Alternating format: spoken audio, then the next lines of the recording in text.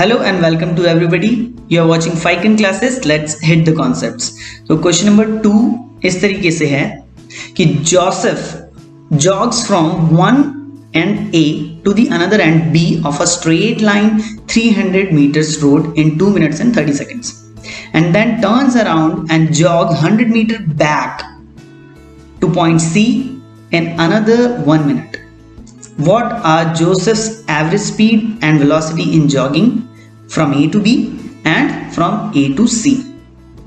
तो देखो इस क्वेश्चन में ये कह रहा है कि there is a straight road. अब जोसेफ यहाँ पे जॉगिंग कर रहा है, उसने 2 मिनट और 30 सेकेंड्स में 30 मीटर्स का डिस्टेंस ट्रैवल किया है. ये A to B पॉइंट को दर्शा रहा है. A से शुरू हो रहा है, B तक जा रहा है and the distance between A and B is 300 meters. Fine. Now B पे वो टर्न बैक करता है और अगेन 1 मिनट के लिए वो जॉग करता है जिसमें वो डिस्टेंस कितना ट्रैवल करता है 100 मीटर्स का. चलो थोड़ा सा डायग्राम से इसे समझते हैं कि हो क्या रहा है. देखो A, B and C points यहाँ पे मैंने दिखाए हैं, दिख रहा है तुम्हें? A, B and C. A से स्टार्ट किया, B तक गया and the total distance between A and B is 300 metres. Time taken in that from A to B is 2 minutes and 30 seconds. Fine. Now B पे इसने about turn लिया है और B से C की तरफ जा रहा है. देखो डायग्राम से फिर से एक बार देखते हैं. A से B तक की गया, फिर B से C तक वापस आ गया. Fine. Now A to B and A to C के लिए average speed as well as average velocity निकालनी है. देखो average speed as well as velocity दोनों ही चीजें हमें निकालनी है. तो एवरेज स्पीड और एवरेज वेलोसिटी अगर निकालना है तो तुम्हें फॉर्मूला याद होना चाहिए कि एवरेज स्पीड और एवरेज वेलोसिटी का फॉर्मूला क्या है. What is speed? Speed is a scalar quantity, ठीक है, and velocity is a vector quantity. जब हम स्पीड का फॉर्मूला लिखते हैं तो हम लिखते हैं distance divided by time. Velocity का फॉर्मूला लिखते हैं तो हम क्या लिखते हैं? Displacement divided by time. अब इसी क्रम पे अगर आगे बढ़ोगे और सोचोगे एवरेज स्पीड के बारे में, तो एवरेज स्पीड का फॉर्मूला क्या होता था? यहां देख लो जरा.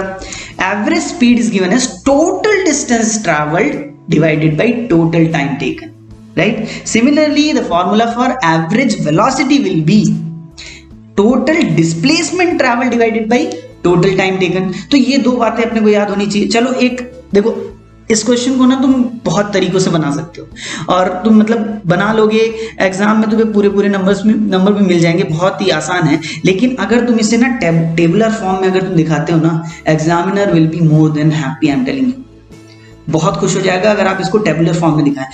टेबल बनाया जा सकता है क्योंकि दो पाथ है हमारे पास, ए बी वाला और ए सी वाला. तो देखो टेबल के टर्म में हम लोग इसको कैसे मतलब जबरदस्त रिप्रेजेंटेशन के साथ हम शो करेंगे, समझना भी आसान हो जाएगा. ठीक है, चलो ए से बी, ए से सी तक के लिए डिफरेंट क्वांटिटीज हम लोग नोट डाउन करते हैं और उसी में ही average speed and average velocity निकाल लेंगे. ठीक है, चलो सबसे पहले डिस्टेंस. अब तुम भी बताते जाओ distance from A to B. What should be the distance from A to B? अगर तुम यहां पे देख लो, A से B तक का distance is 200 plus 100 that is 300. Fine. Now A से C तक का डिस्टेंस, A से C तक का डिस्टेंस इज नॉट 200. ये बात ध्यान रखना. पहले मोशन कैसा हुआ है? A से B गया, देन B पे अबाउट टर्न लेके वो C तक आया है. मतलब कि पहले 300 डिस्टेंस उसने ट्रैवल किया, then is coming back to C and by extra covering 100 meters. ठीक है, तो वो कितना हो गया? A से C तक वाला 400 meters हो गया. ये बात ध्यान रखनी है. ठीक है, डिस्प्लेसमेंट की बात करते हैं तो देखो A से B तक का डिस्प्लेसमेंट को पाथ से कोई लेना देना नहीं है. Displacement is the shortest distance between two points.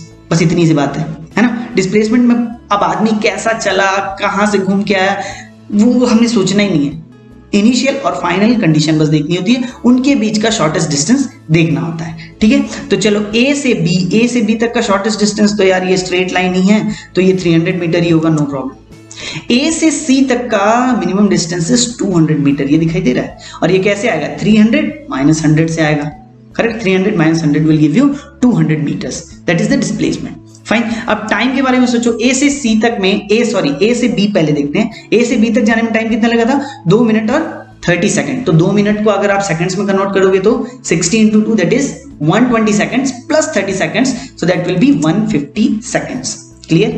Now next A to C में उसने B कवर करके आया हुआ है ना. Total time is not a vector quantity, time is a scalar quantity. तो आपको टोटल टाइम देखना ही पड़ेगा. ठीक है, ये नहीं कि A से C तक का टाइम कुछ और हो जाएगा. अरे टाइम स्केलर है यार, कम ऑन. वेलोसिटी या डिस्प्लेसमेंट की बात कर रहे होते हैं हम, तब हम ए से सी इनिशियल और फाइनल के बारे में सोचते हैं, लेकिन टाइम के बारे में टोटल कैसा कैसा मोशन हुआ है वो सोचना ही पड़ेगा। तो पहले ए से बी गया, दैट मींस 2 मिनट और 30 सेकंड्स लगाया, फिर बी से सी आया तब उसने 1 मिनट और लगाया, तो टोटल 3 मिनट्स एंड 30 सेकंड्स लगा लिए। अब 3 मिनट्स को तुम सेकंड में कन्वर्ट करोगे तो 3 into 60 that is 180, 180 plus 30 is, समझ में आई बात, 180 प्लस 30 इज 210। ठीक है, ये बात समझ में आती है। चलो, तो ये टोटल टाइम हो गया ए टू सी का। अब अगर मुझे एवरेज स्पीड निकालना हो तो फॉर्मूला यहाँ पे पता है मुझे, total distance travel divided by total time. A to B के लिए देखो distance travel is 300, time taken is 150, तो 300 divided by 150 will give you 2 metres per second. ये हमारा पहला आंसर हो गया। वैसे ही ए से सी के लिए एवरेज स्पीड अगर निकालनी है मुझे, तो total distance travelled is 400 metres divided by 210। समझ में आती है बात, 1.9 metres per second will be the answer. ठीक है, एवरेज वेलोसिटी पे अब मैं जाता हूं, तो मुझे डिस्टेंस नहीं लेना है, इस बार क्या लेना है, displacement, total displacement divided by total time taken. तो here in A to B displacement is 300 metre, time taken is 150 seconds, so 300 divided by 150, again same, यहाँ तो distance and displacement both are same, इसलिए average velocity and average speed दोनों ही same आ जाएंगी। लेकिन ए to सी की अगर मैं बात करूं तो टोटल डिस्प्लेसमेंट देखो यहाँ पे चेंज हो गया है, 200 हो गया है, तो 200 divided by 210, just half of this previous value आएगा, देख लो 0.95 मीटर्स पर सेकेंड। तो बहुत ही बढ़िया तरीके से हमने जो है क्या कर लिया है, ये समझ लिया है, और ऐसे आप रिप्रेजेंट करोगे ना तो definitely I am telling you you are going to get really good marks, क्योंकि चेक करने वाले को आसान पड़ जाता है, वो एक ही बार में पिक्चर क्लियर है कि यार उसे भी समझ में आ रहा है कि जिसने बनाया है उसे भी टोटल पिक्चर क्लियर है, तभी वो टेबुलर फॉर्म में बना पा रहा है। समझ में आ रही बात। तो अगर आप ऐसे अगर रिप्रेजेंट करते हैं तो आपको एग्जाम्स में बहुत अच्छे नंबर मिलेंगे। तो I would strongly suggest you कि अगर कहीं पे अगर इस टाइप के प्रॉब्लम मिल रहे हैं जहां पे आप टेबल फॉर्म में या ग्राफिकल रिप्रेजेंटेशन आप दे सकते हैं, तो उसके लिए आप जाइए। ठीक है, चलो तो फिर मिलते हैं नेक्स्ट वीडियो में और नेक्स्ट प्रॉब्लम सॉल्व करेंगे। और अगर ये वीडियोस आपको पसंद आ रहे हो तो ऑब्वियसली आपको क्या करना है, बोलने की जरूरत नहीं है, सब्सक्राइब कीजिए और बेल आइकन हिट कर दीजिए और अपने दोस्तों के साथ शेयर कीजिए। Bye bye, take care.